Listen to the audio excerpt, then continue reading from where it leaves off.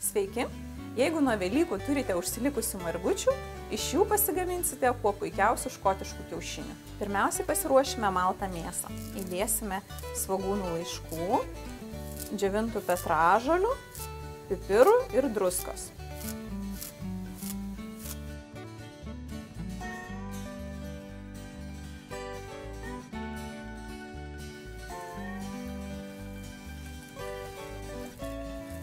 Iš mėsos pagaminame paplotėlį ir juo apsukame kiaušinį.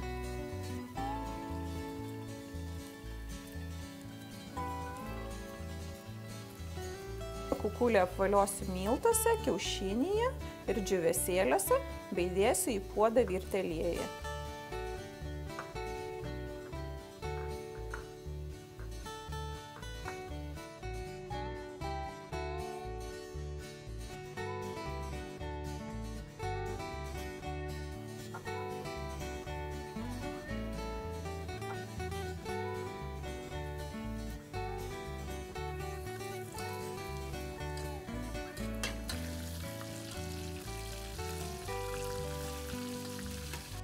Škotiškus kiaušinius 10 minučių pavirę aliejuje, dabar juos kepsime dar 10 minučių įkaitintoje 200 laipsnių orkaitėje. Škotiškus kiaušinius skaniausia valgyti su garstyčiomis arba majonezu.